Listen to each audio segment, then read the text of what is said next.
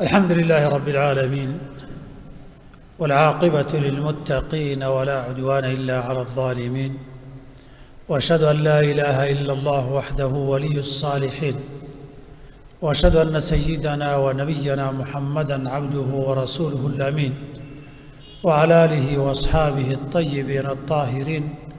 ومن تبعهم بإحسان إلى يوم الدين. أما بعد، معاشر الأحبة، أوصيكم ونفسي بتقوى الله جل وعلا والعمل في طاعته واجتناب نواهيه وما حرمه عليكم. معاشر الأحبة، khudbadan waxay ku saabsan tahay adduunyadan Rabbi baa abuuray subxaanahu wa tacaala, qaanuun buuna u dejiyay ku socoto. waqti dheerna horey bay u soo jirtay oo inaga horreeyey, waqti badan oo inaga dambeeyana waa jiri doontaa.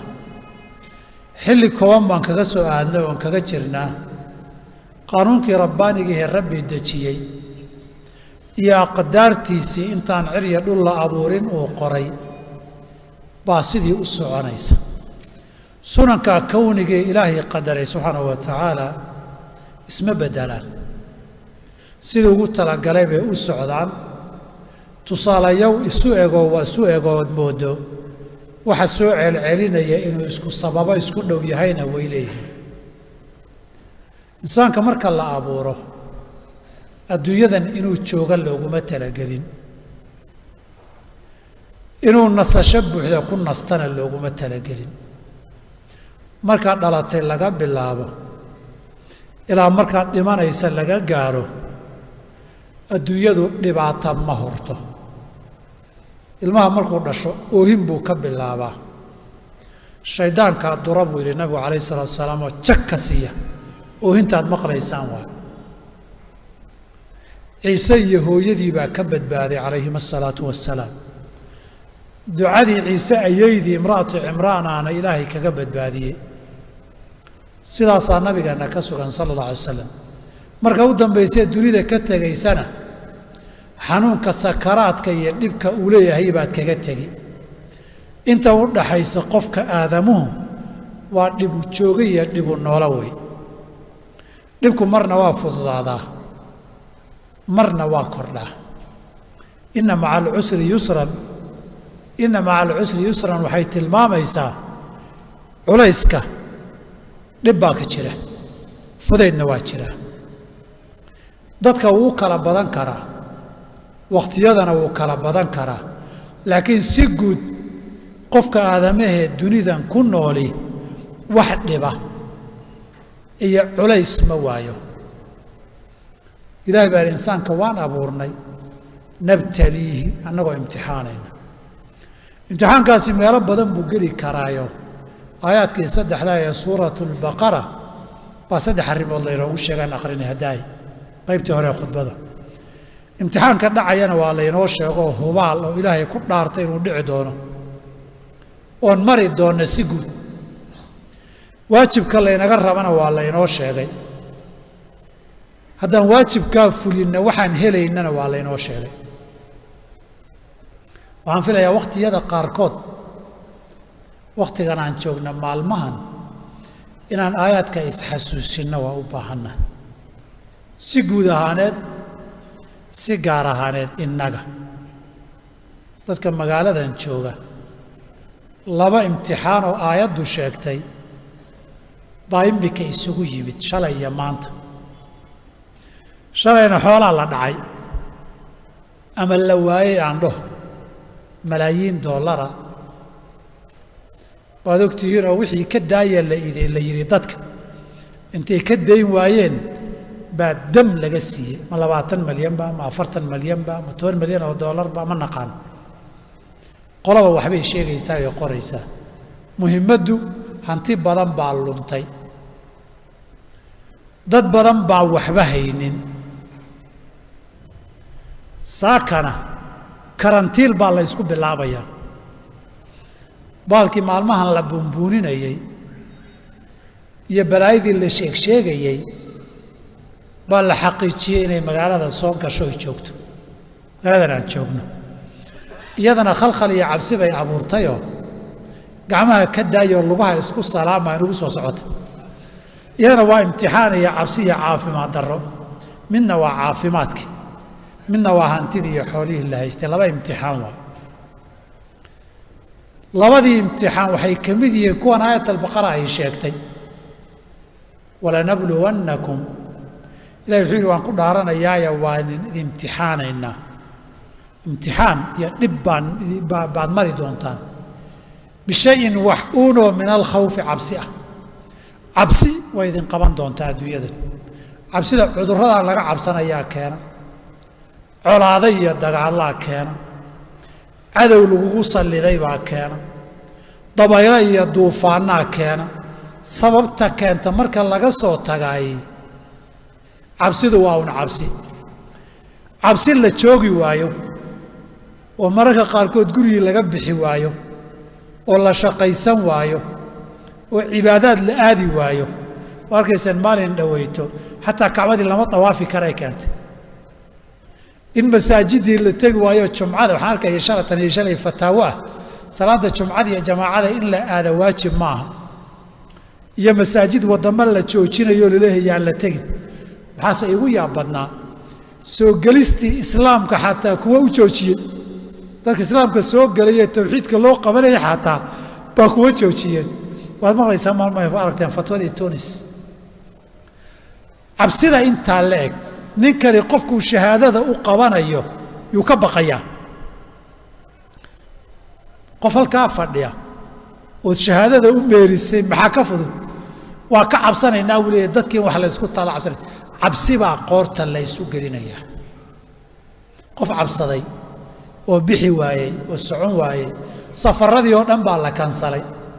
dad badan oo indiya u socday waa la wada kansalay fiisooyinkii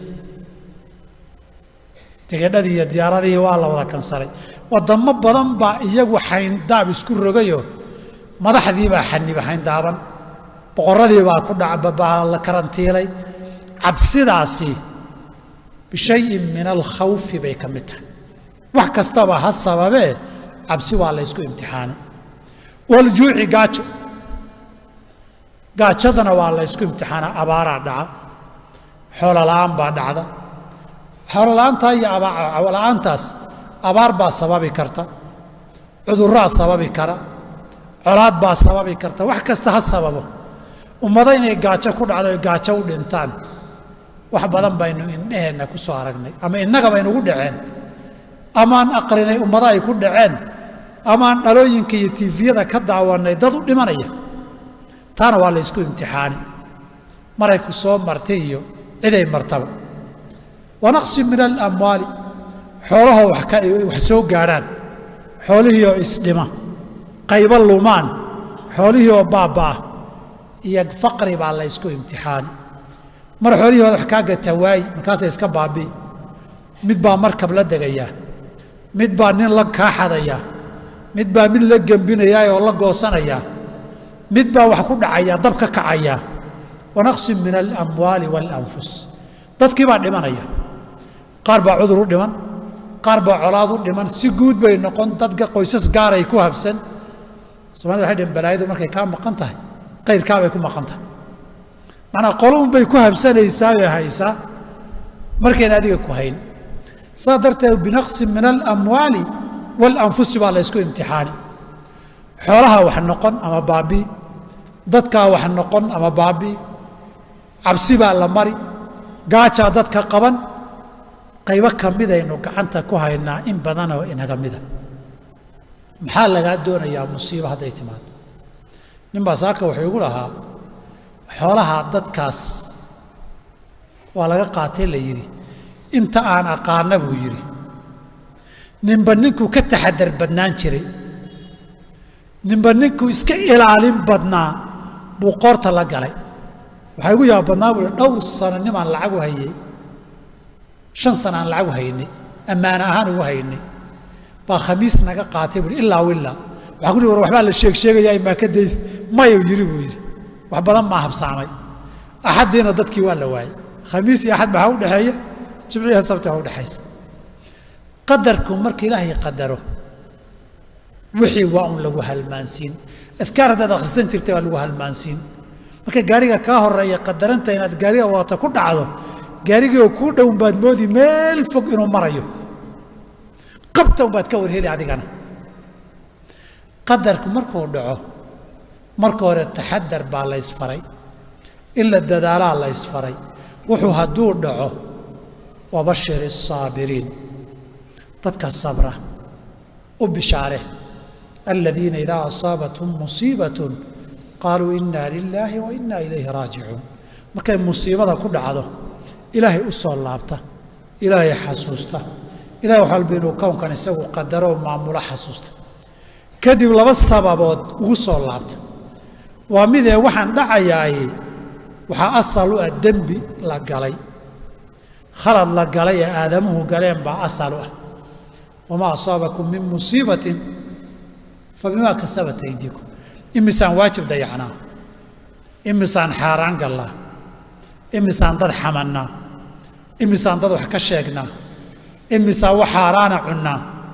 imisaan khalad iyo dunuub iyo macaasi ku jirnaa waxaanaan musiibada dhacday dembi la galay bay ku timaadaa saas darteed inuu qofku dib isugu noqdo oo dib isu xasuusto oo ilaahay xasuusto oo dunuubtiisii ka towbad keeno masaa'ibka dembi baa keena towba iyo alla u noqoshaana lagaga badbaadaa oo ama dembigeedii lagaga badbaadaa ama raadkeedii looga badbaadaa saad marka labaadii adduunyadan rabbi baa maamula adigu dadaashay wax isku tootoosisay wax fiican iyo maal iyo nabad raadi baad lahayd god baad ku dhacday yaxaas baad afka uga gashay maadan ogeyn adduunyadan ilaahay baa wax walba og wax walbana qadaro oo maamula isagii inaad magan gasho ood isagii badbaado weydiisato ood isagii boogadhay weydiisato ood isagii ama intaaba inay kaaga ekaato oon intaa kadibba lagu sii raacanin aad ilaahay ugu soo laabatana wax laysaga baahan yahay wey saas darteed waxaa la inaga rabaa oo laynooga baahan yahay wixii dadaalah ee dabaqabasho ah ee wixii lumay raadintiisaana waa qadiyad towbada ilaahay in loo soo noqdo iyo masaa'ibta sabirkeedii inaan la halmaamin oon la halmaamin inna lillahi wa inna ilayhi raajicuun baa layna xasuusinayaa musiibada sabirkuna markaad taag weydeed wax walba intaad ku hadasho wax walba samayso aad marka dambe sabir taag waayay maaha nabigu wuxuu uhi innama asabru cinda asadmati aluulaa sabirku markay naxdinta u horraysa sadmadu waxaa la yidhahdaa kugu dhaca sadam gaadhigu markuu ku dhaco carabtu sadamatu sayaaratu ma dhaha gaadhi baa hardiyey markay musiibadu jig kaa siisay naxdinta hore leedahay ee walwalka hore leedahay ee hurdala'aanta hore leedahay eed salaaddii inaad ku khushuuci weyda leedahay markaasay u baahan tahay sabirka iyo ilaahay in la xasuusto iyo ilahay subxana wa tacala in loo soo noqdo iyo inaad dib adigu isugu noqotoo tiraahda dembi aad gashay baa jira ilaahay u laabo markaasay u baahan tahay intaa haddaynu samayno marka koowaad dembigii waxaan sababay waa laynoo dhaafayaa aakharana darajaad baa layna siinayaa adduunyada ilaahay baan ka rajaynaya subxaana wa tacaala inuu ciwad iyo bedel khayr qabana siiyo ulaa'ika calayhim salawaatu min rabbihim waraxma duca iyo naxariis rabbigood ka timid bay kuwaasi helayaan sabray ee rabbi u soo laabtay wa ulaa'ika hum lmuhtaduun waana dadka hanuunsan ee dariiqii xaq ahaa ee toosnaa gartay ee haleelay iyaga wey markaad ducada akhrido duco kalaa jirto ciwadka lagu helo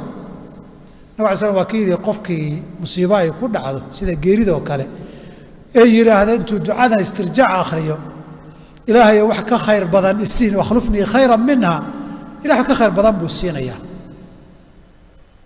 saas darteed haddaad rabto ilaahay bedel ka khayr badan inuu ku siiyo dembigii sababay dhaafo adiga iimaankii iyo hanuunkaagii iyo khayrkii iyo beladii dambana kaa hadho hanuunkii inaad ku toosnaato adabtan qaado wabashir الصاabiriin aladiina idaa asaabathum musiibaة qaluu ina lilaahi wa ina ilayhi raajicuun ulaa'ika calayhim salawaat min rabbihim waraxma wa ulaa'ika hum اlmuhtaduun sidaa in sabirkii iyo deganaanshaheeda la yeeshaa la rabaa saas darteed baa geeriya musiibo markay timaaddo walwalka badan oohinta iyo hogaya oo ba'ayda maryo la jeexjeexo iyo qaylada sharcigu u xaaraantinimay musiibo iyo qadar dhacay qaylo ma kor yeesho wixii dabaqabasho leh dariiq nadiifuu leeyahay laakiin adigu inaad ogaato adduunyadu ilaahay baa maamulo cidna suu raba uma socoto sidii ilaahay rabay u socotaa cidna wuxuu raba ma helo wixii ilaahay u ogolaaduu helaa hunguri wad ma arkay tiraahdaa soomaalida baalka hunguri la yidhaahdo wad ma arko wadkiisa ma arko meeshuu dhadhamada ka raadinayuu ku dhintaa adigu meeshan dhadhamaad ka raadinaysay wax ka badan ka doon baad lahayd laakiin waxaad haysatay bay kaasa hayatay dadaal kuuma yarayn laakiin qadar baa dhacay asbaabtiina aan toobada u noqonno amraad iyo cudurradana ilaahay toobaduu ku qaadaa amwaashan khasaartayna waxna waxa ilaahay ku badbaadiyaa inta soo hadhayna ku barakeeyaa dembigana ku dhaafaa waa towbadiisa iyo u soo noqoshadiisa iyo masaa'ibku markay yimaadaan sabir in la yeesho ilaahi subxaana wa tacaala allah ina xifdiyo ina badbaadiyo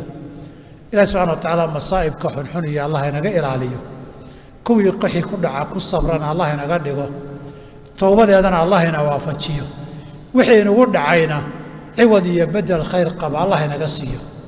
dadka iyo ummadaha hantidoodii luntayna ilaahay hantidoodiina ha u soo badbaadiyo wixii ka baxayna ilaahay bedel khayr qaba ha siiyo cudurrada iyo beladaa in ilaahay naga badbaadiyo nabigu ilahi wuxuu ka magangeli jiray wasayi alasqaam ilaah cudurrada xunxun baan kaa nabadgelayahay cudurradaa xunxun allah inaga nabadgeliyo ummaddana allah ka badbaadiyo khaatumadana allah inoo soomiyo waaqim الصلاة